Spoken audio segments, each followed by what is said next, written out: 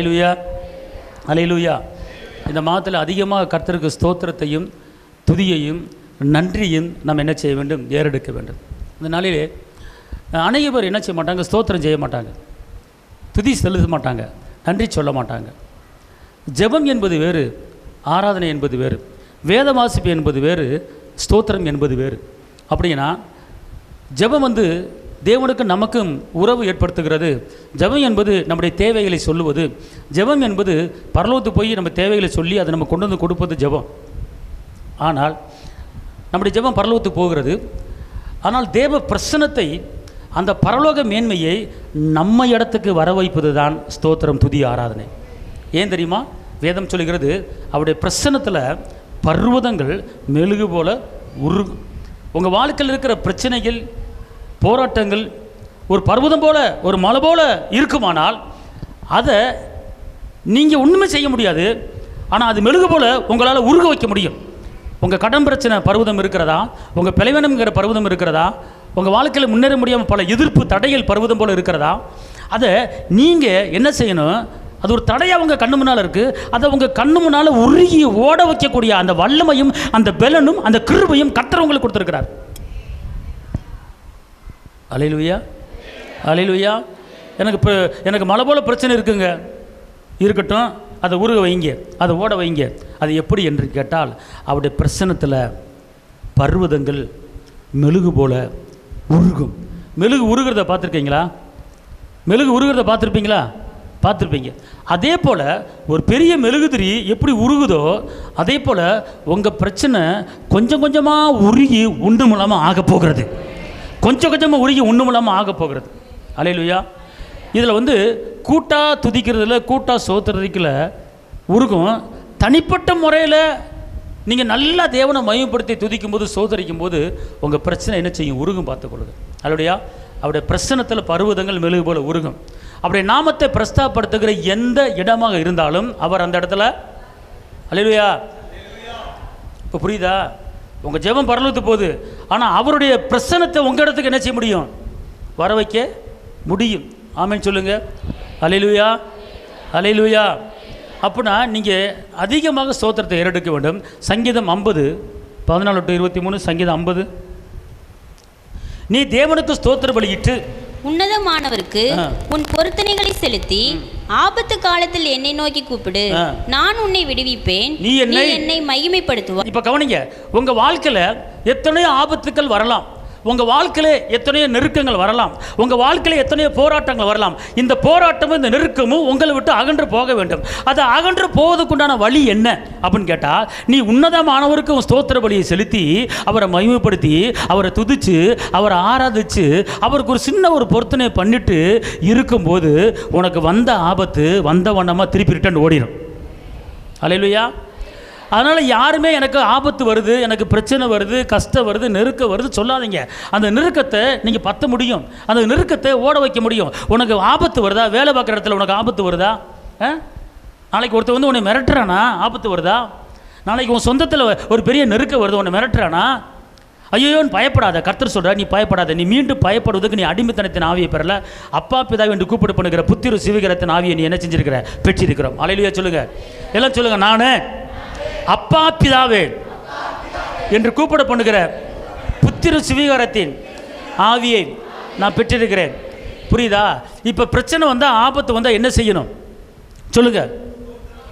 ஸ்தோத்திர பலியிட்டு ஒரு பொருத்தனையை பண்ணிட்டு நீங்கள் கர்த்தரை மகிமைப்படுத்துங்க, ஆபத்து உங்களை விட்டு ஓடிடும். அல்லேலூயா. இந்த வசனத்தை நல்லா புரிஞ்சுக்கொள்ளுங்க. இனிமேல் பிரச்சனை வந்துருச்சு, ஆபத்து வந்துருச்சு சொல்லாதீங்க. ஆபத்து வரத்தாயே செய்யும். ஒரு மனுஷன் இருந்தால் ஆபத்து வரத்தான் செய்யும், ஒரு மனுஷன் இருந்த பிரச்சனை வரத்தான் செய்யும். ஆனால் அதை விலக்கி ஓட்டுவதுக்கு உண்டான அந்த தைரியத்தையும் அதுக்குண்டான வழிமுறைகளையும் கர்த்தர் உங்களுக்கு கற்றுக் கொடுத்துருக்கிறார். அது என்ன அப்படின்னு கேட்டால் என்ன? திருப்பி சொல்லுங்க. நீ தேவனுக்கு ஸ்தோத்திர பலியிட்டு. நீ தேவனுக்கு யாருக்கு ஸ்தோத்திர பலியிடணும்? தேவனுக்கு ஸ்தோத்திர பலியிட்டு உன்னதமானவருக்கு உன் பொருத்தனைகளை செலுத்தி ஆபத்து காலத்தில் என்னை நோக்கி கூப்பிடு. அதாவது எப்படி நோக்கி கூப்பிடணும்? உனக்கு பிரச்சனை வந்துருச்சு, எப்படி நோக்கி கூப்பிடணும்? உனக்கு கடன் பிரச்சனை வந்துருச்சு, எப்படி நோக்கி கூப்பிடணும்? உன் குடும்பத்தில் பிரிவினை வந்துருச்சு, எப்படி நோக்கி கூப்பிடணும்? உன் குடும்பத்தில் சமாதானம் இல்லை, எப்படி நோக்கி கூப்பிடணும்? உன் மக வாழ்க்கையில் பிரச்சனை வந்துருச்சு, உன் மக வாழ்க்கையில் உன் மருமகன் உன்னை திட்டுறான், உன் மருமகன் வையிறான், மக வாழ்க்கையில் திருப்தி இல்லை, மக வாழ்க்கை கஷ்டப்படுது, மக வாழ்க்கை எழுத முடியல, என் மக கஷ்டப்படுறா, என் மகளுக்கு ஆபத்து வந்துருச்சு, என் பிள்ளைக்கு ஆபத்து வந்துருச்சு, என் பிள்ளைக்கு படிக்கிற காலேஜில் ஒரு ஆபத்து வந்துருச்சு என்று நீ உனக்கு ஒரு சூழ்நிலை வரும்போது அந்த ஆபத்திலிருந்து வெளியே வருவதுக்குண்டான வழிமுறை என்ன? நீ தோத்து போய்கிட்டு இருக்கிற, உன் பிசினஸ்ல தோல்வி, உனக்கு கடன் அதிகமாகிட்டு போகுது, தோல்வி அடைஞ்சிக்கிட்டு இருக்கு, நீ ஜெயிக்க முடியல, உனக்கு விரோதமாக சூழ்ச்சி எழும்பிக்கிட்டு இருக்கு, உனக்கு ஆபத்து வந்துக்கிட்டு இருக்கு அப்படி நீங்கள் நினச்சிங்கன்னா நீங்கள் ஒரு நாளை ஒதுக்கி நீங்கள் உன்னதமானவருக்கு ஆபத்து காலத்தில் நீங்கள் அவருக்கு ஸ்தோத்திர பலியிட்டு நீங்கள் தேவனை துதித்து நீங்கள் தேவனை ஆராதித்து நீங்கள் அவருக்கு ஒரு பொருத்தனை பண்ணிட்டு இருந்தீங்கன்னா உங்கள் ஆபத்து உங்கள் பக்கத்தில் வராது, அது தூர ஓடி போயிடும். கண்ணு காணாத இடத்துக்கு என்ன செஞ்சிடும்? ஓடிடும். கையை தட்டி அப்பா கம்மாய் சொல்லிட்டு அல்லேலூயா, அல்லேலூயா. இனிமே ஆபத்து வந்துருச்சுன்னு சொல்லுவீங்களா? சொல்ல மாட்டேன்னு சொல்லுங்க. இனிமே பிரச்சனை வந்துருச்சு சொல்லுவீங்களா? இனிமே மக வாழ்க்கையில் பிரச்சனை வந்துருச்சு சொல்லுவீங்களா? என் குடும்பத்தில் சண்டை வந்துருச்சு சொல்லுவீங்களா? என் புருஷன் அடிக்கிறான்னு சொல்லுவீங்களா? என் புருஷன் முறைக்கிறான்னு சொல்லுவீங்களா? என்ன உம்முன்றீங்க, சொல்ல மாட்டீங்களா? அப்போ சண்டை வருதா? அடிக்கிறானா உங்கள் வீட்டுக்காரன்? அல்லேலூயா. நான் சொல்கிறேன், நீங்கள் அடித்தா பத்தாது, அவர் அடிக்க மாட்டார். ஏன்னா சொல்கிறேன் அல்லேலூயா. பற்றி ஆமேன் ஒரு ஆள் போடுது. அதனால் நல்ல சோத்திரத்தை ஏறிடுங்க, கர்த்தர் பெரிய காரியம் செய்வார். ரைட், போகட்டும். இன்னொரு வசனம் எபிரேயர் 13:15-16. ஆகையால் அவருடைய நாமத்தை துதிக்கும் உதடுகளின் கனியாகிய ஸ்தோத்திர பலியை அவர் மூலமாய் எப்போதும் தேவனுக்கு செலுத்த கடவோம். அன்றியும் நன்மை செய்யவும் தானம் தர்மம் பண்ணவும் மறவாதிருங்கள்.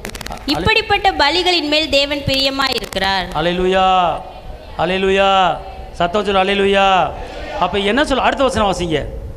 உங்களை நடத்துகிறவர்கள் உங்கள் ஆத்துமாக்களுக்காக உத்தரவாதம் பண்ணுகிறவர்களாய் விழித்திருக்கிறவர்களானபடியால் அவர்கள் துக்கத்தோடு அல்ல சந்தோஷத்தோடு அதை செய்யும்படி அவர்களுக்கு கீழ்ப்படிந்து அடங்குங்கள். அவர்கள் துக்கத்தோடு அப்படி செய்தால் அது உங்களுக்கு பிரயோஜனமா இருக்க மாட்டாதே. அல்லேலூயா. அப்ப நீங்க செய்யற ஒரு காரியம் உங்களுக்கு பிரயோஜனமா இருக்கணும். நீங்க துதிக்கிறது உங்களுக்கு பிரயோஜனமா இருக்கணும். நீங்க ஆராதிக்கிறது உங்களுக்கு பிரயோஜனமா இருக்கணும். நீங்கள் நன்றி சொல்லுவது உங்களுக்கு பிரயோஜனமாக இருக்கணும். இப்போ நான் உங்களுக்கு ஆபத்தை வந்தால் என்ன செய்யணும் அப்படின்னு இப்போ நான் சொல்லி கொடுத்துருக்குறேன். சொல்லி கொடுத்தேன்னா கொடுக்கலையா? வசனத்தில் இருக்கா இல்லையா? வசனத்தில் இருக்கா இல்லையா? அப்போனா நான் என்ன சொல்கிறேன் அப்படின்னு கேட்டிங்கன்னா, நான் சொல்கிறத நீங்கள் என்ன செய்யணும் கேட்கணும். இப்போ நான் என் மனதில் என்ன இருக்குது, இங்கே வந்திருக்கிற எல்லாருமே ஆவிக்குரிய ஜீவிதத்தில் வளரணும், கர்த்தரை அறிகிற அறிவில் இன்னும் வளரணும், துக்கம் எல்லாம் மாறணும், விளைவினம் எல்லாம் மாறணும், சந்தோஷமாக இருக்கணும், கையிட்டு செய்கிற வேலை எல்லாமே ஆசீர்வாதமாக இருக்கணும், உங்கள் வாழ்க்கை முன்னேறணும், உங்கள் பிள்ளைங்க நல்லா படிக்கணும், உங்கள் பிள்ளை போகிற இடத்துல சந்தோஷமாக இருக்கணும். அப்படி தான் நான் என்ன செய்கிறேன், விரும்புகிறேன், பார்த்துக்கொள்ளுங்க. ஆனால் விரும்புகிறது உங்களுக்கு என்ன செய்யணும் நடக்கணும். இப்போ இங்கே இருங்க, ஒரு காரியத்தை நல்லா தெரிஞ்சுக்கொள்ளுங்க. இங்கே வருகிற ஒவ்வொரு குடும்பத்தை குறித்து நான் விரும்புகிறேன். என்ன விரும்புகிறேன்? இந்த பிள்ளை நல்லா இருக்கணும், இந்த பிள்ளை உயர்ந்திருக்கணும், இந்த நல்லா படிக்கணும் அப்படின்னு சொல்லி நான் என்ன செய்கிறேன், விரும்புகிறேன். ஆனால் நான் சொல்கிறத நீங்கள் செஞ்சீங்கன்னா அது உங்களுக்கு நடக்கும். ஆனால் நான் சொல்கிறத நீங்கள் செய்யாமல் நான் மனது வேதனைப்படி நீங்கள் நடந்தீங்கன்னா அது உங்களுக்கு நடக்காது. அதாவது ஒரு 10 லட்சம் கடை வாங்கினா ஜாமீன் கையெழுத்து போடுறேன்னு தெரியுமா? ஜாமீன் கையெழுத்து போடுறோம் இல்லையா? அதே போல் உங்கள் எல்லாத்துக்கும், உங்கள் குடும்பத்துக்கு எல்லாத்துக்குமே நான் உத்தரவாதம். என்னது உத்தரவாதம்? நான் தான் பொறுப்பு. இப்போ மோசே 10 லட்சம் மக்கள் நடத்தினார். 10 லட்சம் மக்கள் நடத்தினதுக்கு மோசே என்ன செஞ்சார்? உத்தரவாதம் எடுத்துக்கிட்டார். அவர் வேதனையில் நானாக அந்த பிள்ளைகளை பெற்றேன் அப்படிங்கிற அந்த அளவுக்கு வேதனை. இவர்களை பரலோகத்தில் சேர்க்கலன்னா என் பேரை ஜீவபுத்தத்தில் கிறுக்கி போட்டுருங்க அப்படிங்கிறார். அப்படின்னா இப்போ நீங்கள் வாழணும் உயர்ந்து எனக்கு என்ன பாட்டு ஆராயம் நடத்திட்டு போயிடலாம். ஆனால் ஒவ்வொரு குடும்பத்து மேலே ஒரு அக்கறை. உங்கள் பிள்ளைகளுக்கு திருமண காரியம் முடிக்கணும், உங்கள் பிள்ளைகளுக்கு கற்பத்துக்கணி உண்டாகணும், உங்கள் சந்ததி பெருகணும். இது வாக்குத்தத்தம். இந்த வாக்குத்தத்தம் உங்கள் குடும்பத்தில் நிறைவேறினா உங்களுக்கு சொல்லிக் கொடுக்குறேன், அது நடக்கணும். ஆனால் இன்றைக்கி நான் சொல்லிக் கொடுக்குற காரியங்களை நீங்கள் அலட்சியம் பண்ணினால், அதை ஒதுக்கி தள்ளினால், இவர் என்ன சொல்கிறது நான் என்ன கேட்குறது அப்படின்னு ஒதுக்கி தள்ளினால் நீங்கள் கேட்குற காரியத்துக்கு பதில் வராது. நான் ஊரு கதை உலக கதையை சொல்ல, உயிருள்ள வார்த்தையை, ஜீவனுள்ள வார்த்தையை நான் சொல்லி கொண்டு இருக்கிறேன். இந்த வார்த்தை உங்களை வாழ வைக்கும், இந்த வார்த்தை உங்களை உயிர்ப்பிக்கும், இந்த வார்த்தை உங்கள் சந்ததியை பெருக பண்ணும். மலை மேல இருக்கிற பட்டணம்ல உங்கள் குடும்பத்தை உயர்த்து இந்த வார்த்தை. இன்னொரு வசனத்தை வாசிங்க, மார்க் 8:6 சீக்கிரம். அப்பொழுது அவர் ஜனங்களை தரையிலே பந்தி இருக்க கட்டளையிட்டு அந்த 7 அப்பங்களையும் எடுத்து ஸ்தோத்திரம் பண்ணி பிட்டு அவர்களுக்கு பரிமாறும்படி சீசர்களிடத்தில் கொடுத்தார். கவனிங்க, ஸ்தோத்திரம் செய்கிற காரியத்தில் எப்பெல்லாம் ஸ்தோத்திரம் செய்யணும், எதுக்கு ஸ்தோத்திரம் செலுத்தணும், எதுக்கு ஸ்தோத்திரம் செலுத்தணும் அப்படின்னு கேட்டால் ஃபஸ்ட்டு எதுக்கு ஸ்தோத்திரம் செலுத்தணும் அப்படின்னு கேட்டிங்கன்னா, சாப்பிட்றோம்ல சாப்பாடு. ஏசப்பா என்ன செஞ்சார் தெரியுமா? திருப்பி வாசிங்க. அப்பொழுது அவர் ஜனங்களை தரையிலே பந்தி இருக்க கட்டளையிட்டு அந்த 7 அப்பங்களையும் எடுத்து ஸ்தோத்திரம் பண்ணி. இப்ப கவனிங்க, இப்ப என்ன பண்றாரு? சாப்பாடை என்ன செய்யறாரு? ஸ்தோத்திரம் பண்றார். அப்போ நான் நீங்கள் என்ன செய்யணும்னு கேட்டிங்கன்னா, நீங்கள் சாப்பிடுவதற்கு முன்னால் அந்த சாப்பாடை ஸ்தோத்திரித்து ஆசீர்வதிக்கணும். நீங்கள் பழைய சோறு சாப்பிட்டா கூட பரவாயில்ல, எந்த சாப்பாடு சாப்பிட்றீங்களோ அந்த சாப்பாடை என்ன செய்யுங்க? நீங்கள் ஆசீர்வதிங்க, அந்த சாப்பாடை ஸ்தோத்திரம் போடுங்க. வசனம் சொல்லுது சங்கீதத்தில், அப்பத்தையும் தண்ணீரையும் ஆசீர்வதித்து நோயை, சங்கீதம் யாராச்சும் எடுக்க பார்ப்போம், சங்கீதத்தில் இருக்கு, அங்கே இருங்க. அப்பத்தையும் தண்ணீரையும் ஆசீர்வதித்து நோயை ஒன்று விட்டு என்ன செய்வேன் சொல்லுங்க. நோயை ஒன்று விட்டு விளக்க சொல்லுங்க. இங்கே இருங்க. இன்னைக்கு முக்கியம் நம்மளுக்கு சுகங்க. அப்போ கர்த்தர் சொல்கிறாரு, உன் சரீரம் உடம்பு சுகமான உடம்பாக இருக்குன்னு அப்படின்னு கேட்டால் அவர் என்ன சொல்கிறாரு? அப்பத்தையும் தண்ணீரையும் ஆசீர்வதித்து நோயை, அப்புறம் என்ன அர்த்தம்? நோயை விட்டு விளக்குன்னு சொல்கிறதுக்கு முன்னால் உன்னை நான் உன் சாப்பாடை ஆஸ்வதிக்க போகிறேன் அப்படிங்கிறார். இப்போ புரியுதுங்களா? அதனால் என்ன செய்யணும்னு கேட்டிங்கன்னா, நீங்கள் சாப்பிட்ற சாப்பாட்டை என்ன செய்யுங்க? ப்ளஸ் பண்ணுங்க. இப்போ சாப்பாட்டில் தான் அதிக நோய் வருதுன்னு சொல்கிறாங்க. சாப்பாட்டில் தான் அதிக நோய் வருதுங்கிறாங்க. அப்போ நீங்கள் போய் கடைக்காட்டில் போய் என்ன தான் நின்றுட்டு சாப்பிட்றீங்க, அது கொடுக்குறத சாப்பிட்றீங்க, அதில் என்ன கலந்துருக்கு, என்ன இருக்குது, டேஸ்ட்டாக வர்றதுக்கு என்னமோ போட்டு கலக்கிறாங்க. நீங்கள் உடனே டக்குன்னு சாப்பிட்டு விட்டுறீங்க. அதிக கொழுப்பு என்ன செஞ்சிருது? வந்துடுது உடம்புல. கொழுப்பு எப்படி சேருது? கொழுப்பு சேர்ந்தால் நோய் வந்துடும். அப்போ கொழுப்புள்ள சில காரியங்களை செய்வாங்க, உங்களுக்கு தெரியாது. டேஸ்ட்டாக இருக்குன்னு சொல்லுவீங்க, ஆனால் வந்தால் இங்கே பல சூழ்நிலை வரும், உங்களுக்கு பலவீனம் வரும். அப்போ நீங்கள் என்ன செய்யணும்னு கேட்டிங்கன்னா, நீங்கள் வீட்டில் சாப்பிட்டாலும், சொந்தக்காரங்க வீட்டில் சாப்பிட்டாலும், வெளியே சாப்பிட்டாலும், ஹோட்டலில் சாப்பிட்டாலும், அந்த சாப்பாடும் போது என்ன செய்யுங்க? ஸ்தோத்திரம் போட்டு அதை ப்ளஸ் பண்ணுங்க, அதை ஆசீர்வதிங்க. அந்த சாப்பாடை ஆசீர்வதிக்கும் போது அந்த கெட்ட சாப்பாடு ஆசீர்வாதமான சாப்பாடை மாறிடும். அது உங்கள் உடம்புக்குள்ளே போகும்போது ஒரு சுகமொழிக்கு வந்துடும், சுகமொழிக்கு வல்லம் உங்கள் உடம்புல இறங்கிடும். புரியலையா? அல்லேலூயா. அப்போனா நீங்கள் காலையில் சாப்பிட்டாலும் சரி, மத்தியானம் சாப்பிட்டாலும் சரி, உங்கள் சாப்பாடு என்ன செய்யுங்க? சொல்லுங்க. உங்கள் சாப்பாடை நீங்கள் மத்தியானம் போகிறீங்களா, சாப்பிட்றீங்களா, நல்லா வைமா அப்படின்னு சாப்பிடக்கூடாது. அது என்ன செய்யணும்? ஒரு நிமிஷம் அந்த சாப்பாடு என்ன செய்யுங்க? அப்பத்தையும் தண்ணீரையும் ஆசீர்வதித்து நோயை உன்னை விட்டு விலக்குவேன் சொன்னீங்க. இந்த சாப்பாடு சுகமான சாப்பாடா, பெர்னுள்ள சாப்பாடா, சத்துள்ள சாப்பாடா வருவதாக இயேசுவை ரத்தத்தில் மறைக்கிறேன், இயேசுவின் நாமத்தில் பிதாவே அப்படின்னு மட்டும் இந்த வார்த்தையை சொல்லிவிட்டு நீ சாப்பிட்டேன்னா, அந்த சாப்பாட்டுக்குள்ளே விஷம் இருந்தாலும் சரி உன் உடம்புல ஒட்டாது. அந்த சாப்பாட்டில் விஷம் இருந்தாலும் ஒட்டாது. ஏன்னா நீ ஆசீர்வதிச்சுட்ட உன் சாப்பாடை வசனத்தை ஆசீர்வதிச்சுட்ட. வயிற்று வலி வராது. ஒரு பொருளை தின்ன வயிற்று வலி வந்துடுது. அப்போ இந்த சாப்பாடு என்ன செய்ய? சோத்திரம் போட்டு என்ன செஞ்சிடணும்? ஆசீர்வதிக்கணும். அப்பத்தையும் தண்ணீர் ஆசீர்வதிக்கணும். அல்லேலூயா சொல்லுங்க. அல்லேலூயா. சங்கீதம் 34:1 சொல்லுது, கர்த்தரை எக்காலத்தில் ஸ்தோத்திரம் துதி எப்போதும் என் வாயில் இருக்கும். மார்க் 14:22-23 சீக்கிரம். அவர் போஜனம் பண்ணுகையில் இயேசு அப்பத்தை எடுத்து சாப்பாடு எடுத்து ஆசீர்வதிக்கிறார். இப்போ புரியுது உங்களுக்கு? இங்கே கவனிங்க. இயேசு என்ன பண்ணாரு? அப்பத்தை என்ன பண்ண? அப்பங்கிறது சாப்பாடு. அது என்ன செய்றாரு? அந்த சாப்பாடை, அந்த அப்பத்தை என்ன செய்றாரு? ஆசீர்வதிக்கிறார். புரியுதுங்களா உங்களுக்கு? ஆசீர்வதிக்கிறார். அப்புறம் என்ன செய்றாரு? அதை பிட்டு அவர்களுக்கு கொடுத்து, நீங்கள் வாங்கி புசியுங்கள், இது என்னுடைய சரீரமா இருக்கிறது என்றார். பாத்தீங்களா? சாப்பிட்டுட்டாரு. சாப்பிட்டு முடிஞ்சு பந்தி முடிஞ்சிருச்சு. முடிஞ்ச பிற்பாடு கடைசியாக நடக்கிற ஒரு காரியம் மார்க் 14:26 அவர்கள் ஸ்தோத்திர பாட்டை பாடின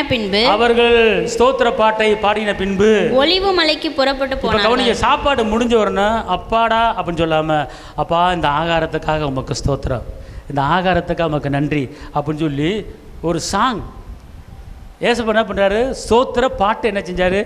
அல்லேலூயா. ஸ்தோத்திரம் துதி பாத்திரா துதியே அப்படின்னு ஒரு பாட்டு.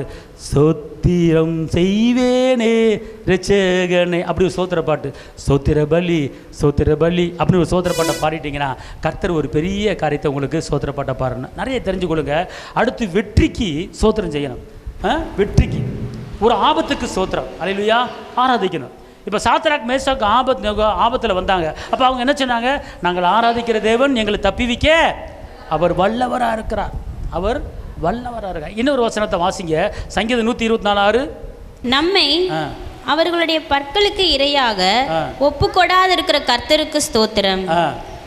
பார்த்தீங்களா? அவர்கள் பற்களுக்கு இரையாக, அடுத்தவர்களுக்கு நாம் இரையாக, அடுத்தவர்களுக்கு நாம் போராட்டத்தில் தலையிடாத அளவுக்கு என்ன செய்யணும் கேட்டிங்கன்னா ஸ்தோத்திரத்தை என்ன செய்யணும்? செலுத்தணும். அல்லேலூயா. சங்கீதம் 107:22. ஸ்தோத்திர பலிகளை செலுத்தி அவருடைய கிரியைகளை ஆனந்த சத்தத்தோடு விவரிப்பார்களாக. பாருங்க, ஸ்தோத்திர பலிகளை செலுத்தி அவருடைய கிரியைகள் என்ன செய்யணுமா? இப்போ வர நல்ல ஸ்தோத்திர பலியிட்டு, செங்கடலை பிளந்தவரே உமக்கு ஸ்தோத்திரம், யோர்தானை கடக்க பண்ணினவரே உமக்கு ஸ்தோத்திரம், எண்ணெய் சட்டியிலே எண்ணெயை பெருக பண்ணினவரே உமக்கு ஸ்தோத்திரம், 4 நாள் இறந்தகின்ற லாசருவை உயிரோட எழுப்பினவரே உமக்கு ஸ்தோத்திரம். அவருடைய கிரியைகளை என்ன செய்யணுமா? எப்படி போட்டிருக்கு? அல்லேலூயா. அவர் கிரியைகளை என்ன செய்யணும்? ஆனந்த சத்தத்தோட விவரிக்கணும். ஆனந்தம் என்னது? மகிழ்ச்சி. சத்தம்னு என்னது? அப்படின்னா அவருடைய கிரியைகளை நீங்கள் சத்தத்தோடு விவரிக்கணும், சத்தத்தோடு சொல்லணும். அல்லேலூயா, அல்லேலூயா. கர்த்தாவே சோத்திரம், கர்த்தாவே சோத்திரம், கர்த்தா செங்கடலை பிளந்தவரை சோத்திரம், யோர்தானை கடக்க பண்ணவரை சோத்திரம், 4 நாள் எழுந்தது லாசர் உயிரை எழுப்பினவரை சோத்திரம், 12 திரும்பி உடைய சோத்திரம், சோத்திரம் சோத்திரம் சோத்திரம். அப்படி அல்ல, அந்த சோத்திரம் வேறு. ஆனால் விடுதலை வேணுங்கிற ஸ்தோத்திரம் ஆனந்த சத்தம். அல்லேலூயா. உங்கள் முகத்தில் பிரஸ்னஸ் இருக்கணும், ஒரு ஆனந்தம் இருக்கணும். ஆனந்தத்தோடு அவர் செய்த கிரிகளை விவரித்து விவரித்து விவரித்து பேசணும். இப்போ உங்களுக்கு ஒரு முதுகில் ஒரு வலி வந்துருச்சு, இடுப்பில் ஒரு வலி வந்துருச்சு.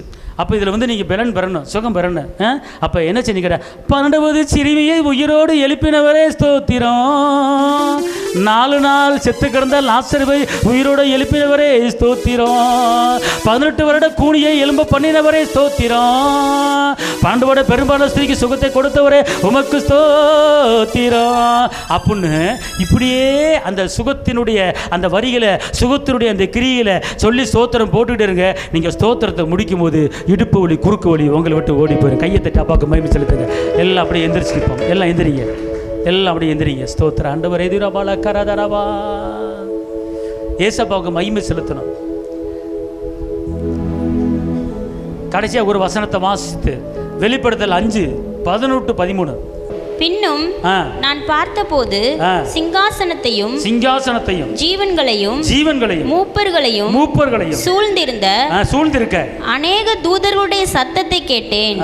அவர்களுடைய லக்கம் 10,000 10,000 மேல இருக்கும். பரலோகத்தில் நடக்கிற காரியத்தை பாருங்க.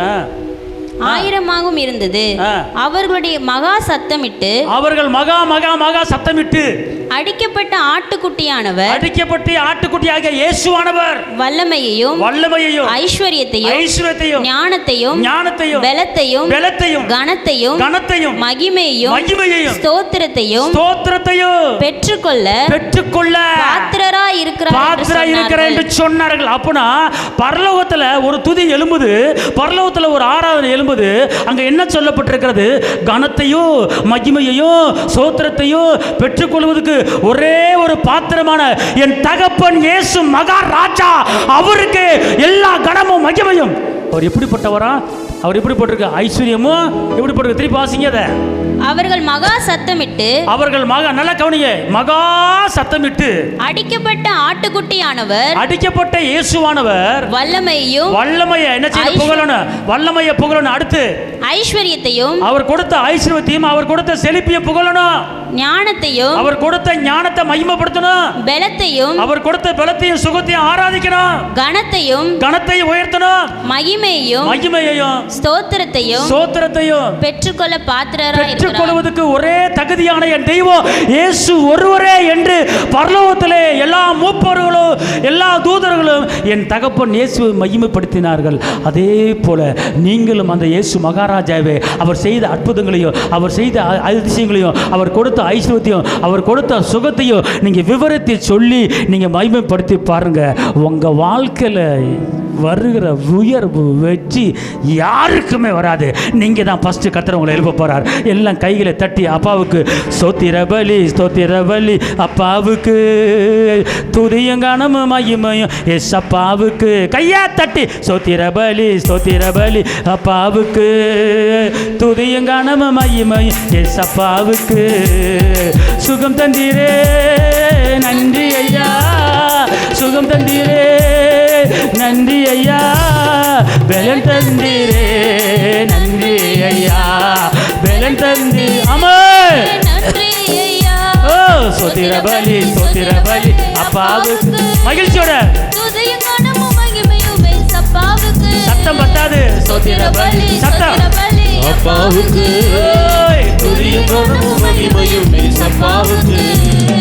சுகம் தந்தீரே நன்றி சொல்லுங்க சுகம் தந்தீரே நன்றி ஐயா, பலன் தந்தீரே நன்றி ஐயா, எங்களுக்கு பலன் தந்தீரே நன்றி ஐயா.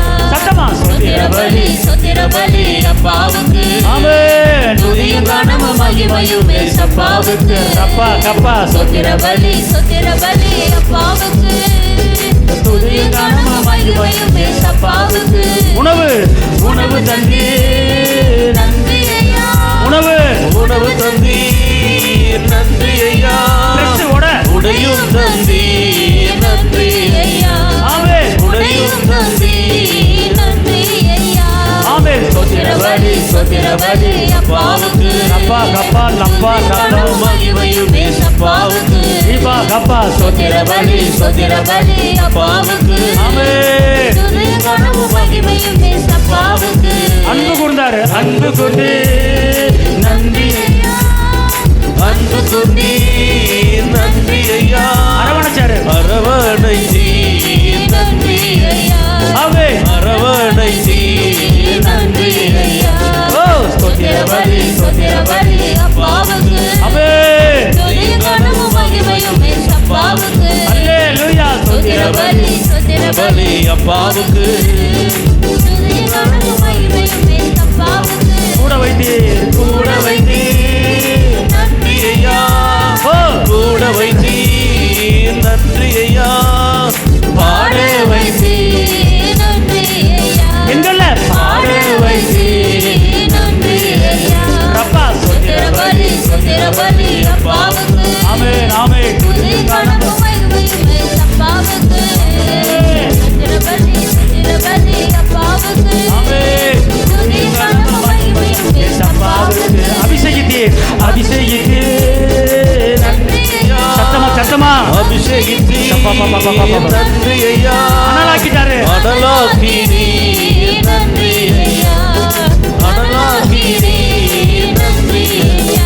சொல்லுங்க ஸ்தோத்திர பலி ஸ்தோத்ரா துதியும் கனமும் மகிமையும் அப்பாவுக்கு ஆமென் ஸ்தோத்திர பலி அப்பாவுக்கு துதியும் கனமும் மகிமையும் ஏசப்பாவுக்கு ரத்த சிந்தினி நன்றி வாய தரங்க நன்றி நன்றி ஐயா, ரட்சிப்பு தந்தி நன்றி ஐயா, ரட்சிப்பு தந்தி நன்றி ஐயா. ஸ்தோத்திர பலி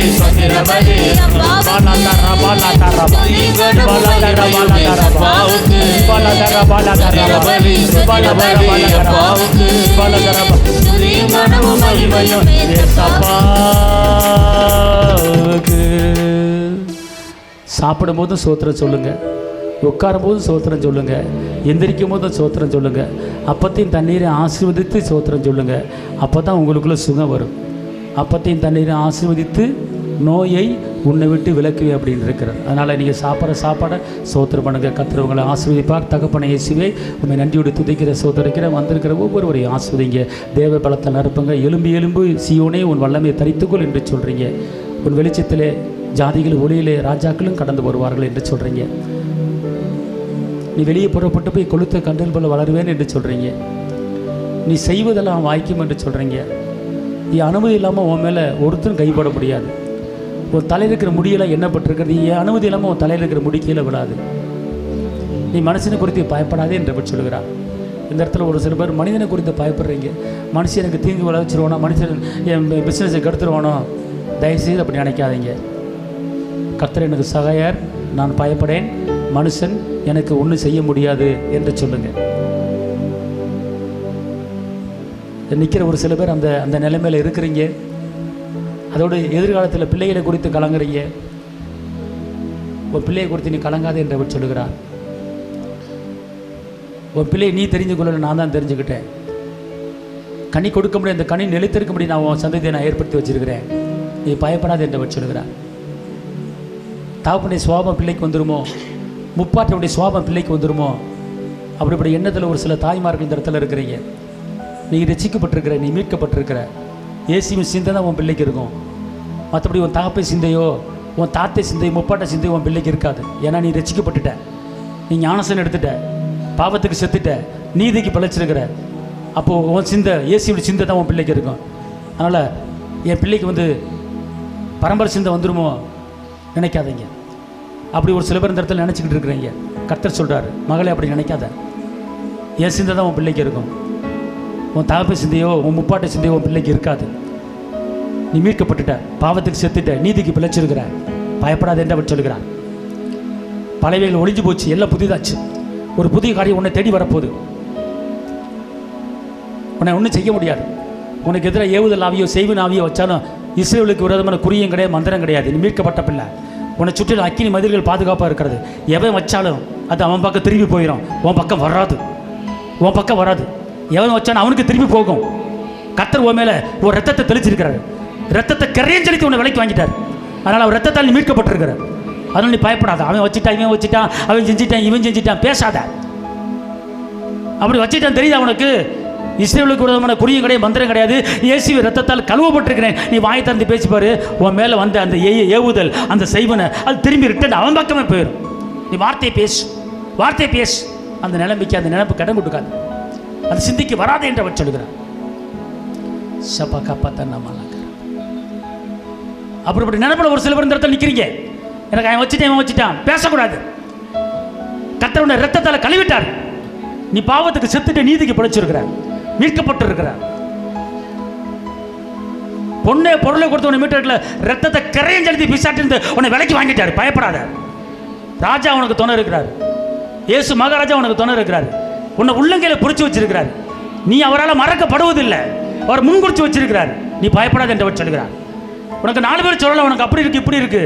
நம்பாத, நம்பாத. கர்த்தர் சொல்றதை கேளு, கர்த்தர் வார்த்தை சொல்றதை கேளு. உன் பிசினஸுக்கு விரோதமாக வச்சிருக்கிறான், உன் தொழிலுக்கு விரோதமாக வச்சிருக்கிறான், நம்பாத. கர்த்தர் சொல்றாரு, உன் தொழில் மேலே நான் என் மகிமையை வச்சிருக்கிறேன், உன் பிசினஸ் மேலே என் வல்லமையை வச்சிருக்கிறேன். யாரையும் அனுமதி இல்லாமல் தொட முடியாது. நீ பயப்படாத, நீ முன்னேறி போய்கொண்டு.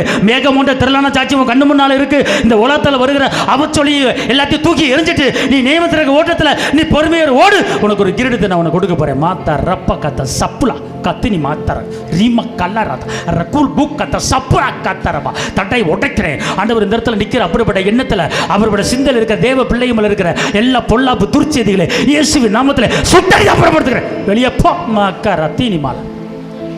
அவதூறு பேச்சு வெளியே போ, துர்ச்செய்தி வெளியே போ, நிந்தனை பேச்சு வெளியே போ, துஷ்ட ஆவியை வெளியேறு, துஷ்ட ஆவியை வெளியேறு. இயேசுவின் நாமத்தில், இயேசுவின் நாமத்தில் வெளியேறு. எந்த துஷ்டன் நீ உன்னிடத்தில் வர முடியாது. விலையேண்டி விற்கப்பட்டிருக்கல, பணமே நீ மீட்கப்பட்டிருக்கல. எந்த அசுத்தனை நீ உன் பக்கத்தில் வர முடியாது. எந்த துஷ்ட காரியம் பண்றவே உன் பக்கத்தில் வர முடியாது. கர்த்தர் உனக்கு நிழலா இருக்கிறாரு, கர்த்தர் உனக்கு கேடகமா இருக்கிறாரு, கர்த்தர் உனக்கு பலன் இருக்கிறாரு, கர்த்தர் உனக்கு கோட்டையா இருக்கிறாரு. நீ அசைக்கப்படுவது இல்லை.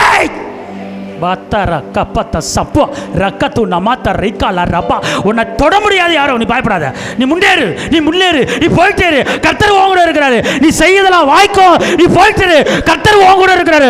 அவர் உன் கூட இருந்து உனக்கு நிழலா இருந்து உன் காரியங்களை வாய்க்கப்படுகிற கர்த்தர். சம்மா ரப்போ ஹப்போ ஹல்லா ரதடத ரப்பா. எல்லா பிரச்சனையும் ஓடுது, எல்லா பிரச்சனையும் ஓடுது. உன் அவிசுவாச எண்ணத்தை தூக்கி எரிஞ்சிரு. உன் அவிசுவாச எண்ணத்தை எரிஞ்சிரு. கர்த்தர் உன் மேலே உனக்கு பயங்கரமான பராசல் உன் மேலே இருக்கிறார். துர்ச்செய்தி அகன்று கொண்டு இருக்கிறது. பொறாம ஆவிகள் விலகி கொண்டு இருக்கிறது. பயப்படாது. உன்னை தலைநிமிர பண்ண வைக்க போறேங்கிறார். நீ வெட்கப்பட்ட இடத்துல உன்னை தலைநிமிர பண்ண வைக்க போறேங்கிறார். நீ எந்த இடத்துல குனிஞ்சு நடந்தாயோ, நீ எந்த இடத்துல வெட்கப்பட்டு நடந்தாயோ, அந்த இடத்துல உன்னை தலைநிமிர பண்ண வைக்க போறேன். உன்னை நிமிர்ந்து நடக்க வைக்க போறேன். வெட்கப்படுத்தினவர்கள் வெட்கப்பட்டு போக முடியாத, வெட்கப்படுத்தினவர்கள் வெட்கப்பட்டு போக முடியாத, துக்கப்படுத்தினவர்கள் துக்கப்பட்டு போக முடியாத, உன்னை கேலி பண்ணினவர்கள் அவர்கள் கேலியாக முடியாத, கர்த்தர் ஓ கூட இருக்கா என்பதை எல்லாரும் அறிந்து கொள்ள முடியாத ஒரு மகத்துவமான காரியத்தை கர்த்தர் ஓ மூலமா செய்ய போறார்.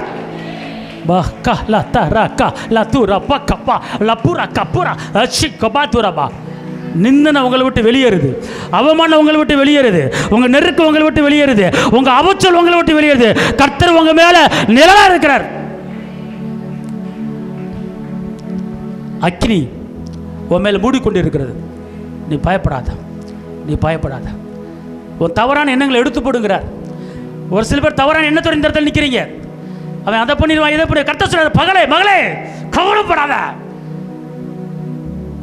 நான் உனக்கு கேடகமா இருக்கிறேன், நான் உனக்கு கோட்டையா இருக்கிறேன். உன் மேலே விலை வேண்டிய அம்பன் நான் வாங்கிட்டு இருக்கிறேங்கிறார் இயேசுவானவர். உன் மேலே கல்லெறிதா நான் வாங்கிட்டு இருக்கிறேன், பயப்படாது என்றவர் சொல்லுகிறார். அப்புறம் நிலைமையில இருக்கிறவங்க உங்க சூழ்நிலை மாறுது நாவின் அவர் பேசி கொண்டு இருக்கிறார். இப்போ சொன்னபடி ஒரு சில பேர் அப்படி நிற்கிறீங்க. கர்த்தர் சொல்றாரு, உன் எண்ணத்தை மாற்று, நினைவை மாற்று, உன் சிந்தையை மாற்று, உன் அவிசுவாசை மாற்று, உன் தவறான பேச்சை மாற்று, பயத்தை எடுத்து போடு. கர்த்தர் உனக்கு சகாயார். நீ பயப்படாத. மனுஷன் எனக்கு ஒன்றும் செய்ய முடியாது. தூய ஆவியானவரே, வெளிப்படுத்தின பரிசுத்த ஆவியானவரே, நிற்கிற ஒவ்வொரு குடும்பத்து மேல் இருக்கிற பொல்லாத காரியங்கள், தீங்கான காரியங்கள், அவச்சொல் காரியங்கள், அவமானப்படுத்தின காரியங்கள், துர்ச்செய்திகள் எது தங்கியிருந்தாலும், எது குடும்பத்துக்குள்ள இருந்தாலும் இப்ப இயேசுங்கிற நாமத்தில் சுட்டரிக்கப்படுகிறேன். எரிக்கப்படுவதா சுட்டரிக்கிறேன். எரிந்து போ, எரிந்து போ. தேவ பிள்ளைய மேல இருக்காத. அப்புறம் போ. இயேசுவின் நாமத்தில் யார் வாய் மூலம் வந்துச்சோ அந்த வாய்க்கு திரும்பி போ. யார் வாய் மூலம் அந்த வாய்க்கு திரும்பி போ. இயேசுவின் நாமத்தில் அப்புறப்படுத்துகிறேன். தசபு ரத்தல்ல பார்த்த ரக்க தட்டைக்காரர். உன்னை மலடின்னு சொல்றாங்களா? கர்த்தர் வருகிற மாதத்தில் உனக்கு ஒரு குழந்தையை கொடுக்க போறார். உண்டாயிருச்சு, கவலைப்படாத. உன் திருமண காரியம் கைவிடி வருது. உனக்கு பெஸ்ட்டாக கொண்டு வர போறாரு. உனக்கு ஒரு அரண்மனை வாழ்க்கை. நீ பயப்படாத. உன் ஜெபம் வீணா போகாது. உன் ஜெபம் வீணா போகவே போகாது. உன் ஜெபம், உன் துதி, உன் ஆராதனை பரலோகத்தில் துருத்தியிலே வைக்கப்பட்டு கொண்டு இருக்கிறது. ஏற்ற வேளையிலே உனக்கு கர்த்தர் பதிலை கொண்டு வந்து கொடுக்க போறாரு. நீ தைரியமாயிரு. Shabala da ra ka bola ra bolo da ra la bu ra ta ta kolo ra ba ka ta ro la da ra ba ba ka da la da ra ba. திருமணம் முடிச்சு கொடுத்த பிள்ளைகளை குறித்து கலங்குற தாய்மார்கள் இடத்துல இருக்கிறீங்க. திருமணம் முடிச்சு கொடுத்த பிள்ளைகளை நினைச்சு கவலைப்பட்ட தாய்மார் இருக்கிறீங்க. கர்த்தர் சொல்றாரு, உன் மகளை என் கடத்தில் ஒப்பு கொடுத்துரு. எங்கே நெளிவு எடுக்கணுமோ அங்கே நான் நெளிவு எடுப்பேன். எதை சீர்படுத்தணுமோ அதை சீர்படுத்துவேன். எல்லா கோணலையும் செவையான பாதையை நான் மாற்ற போகிறேன். உன் பிரச்சனை என்கிட்ட கொடுத்துரு, உன் மகளை என்கிட்ட ஒப்ப கொடு, நான் பார்த்துக்கிறேன். மா ரீ கபாலாதா ராபாலா கரபா. தகப்பனை துதிக்கிறேன், பிதாவை துதிக்கிறேன்.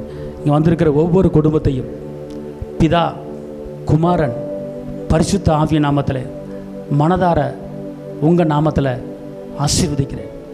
இவர்கள் தேவைகள் இந்த வருடம் முடிவதற்குள்ளே சந்திக்கப்படுவதாக. இவள் வாழ்க்கையில் வேலையில் ஒரு உயர்வு, இந்த இடத்துல 2 பேத்துக்கு வேலையில் உயர்வு ஆயத்தமாக இருக்கிறது. இதோ 1ஆம் தேதி பிறந்த உடனேயே உனக்கு ஒரு நல்ல செய்தி உன்னை தேடி வரப்போகுது. இதோ கர்த்தர் ஒரு புதிய காரியத்தை உனக்கு செய்ய போகிறார். இந்த 2 பேத்துக்கு வேலையில் ஒரு பெரிய மாற்றம் உண்டாக போகிறது. ஷப்போரா தனிக்கா நமாலாதாரபா. நான் பகுத்தறிந்து கொண்டு இருக்கிறேன். நிற்கிற ஒவ்வொரு குடும்பத்தில் என்ன பிரச்சனை இருக்குது என்பதை நான் பகுத்தறிந்து கொண்டு இருக்கிறேன். பிள்ளைங்க வாழ்க்கையில் பொறாமாவியல், பிள்ளைங்க வாழ்க்கையில் காம்படிஷன், எதிர்ப்புகள் கர்த்தர் முறியடிக்கிறார். நீ கற்றுக் கொடுத்த பிள்ளைங்க வாழ்க்கையில் எதிர்ப்புகள், காம்படிஷன், பொறாமைகள், அதை எதிர்த்து பேசுங்கிறாரு. கர்த்தர் ஜெயத்தை கொடுக்கிறார். பயப்படாது, பயப்படாது. உனக்குள்ள ஒரு வல்லமை உதித்து கொண்டு இருக்கிறது. உனக்குள்ள ஒரு அபிஷேகம் உதித்து கொண்டு இருக்குது. தட்டையை ஒட்டைக்கிற அபிஷேகம். உன் பிரச்சனை மாறுது, உன் பொருளாதாரம் மாறுது. தகப்பன இந்த வேலையிலே நம்முடைய கரம் கூட இருப்பதாக, இவர்கள் எல்லை பெரியதாவதாக, தீங்குகளை அணுகாமல் இவர்களை ஆசீர்வதித்து பாதுகாத்துக் கொள்ளும்படி பிதா, குமாரன், பரிசுத்தாவின் நாமத்தில் சொல்லுகிறேன். காத்துக்கொள்ளுங்க இயேசுவின் நாமத்தில் பிதாவே, ஆமென்.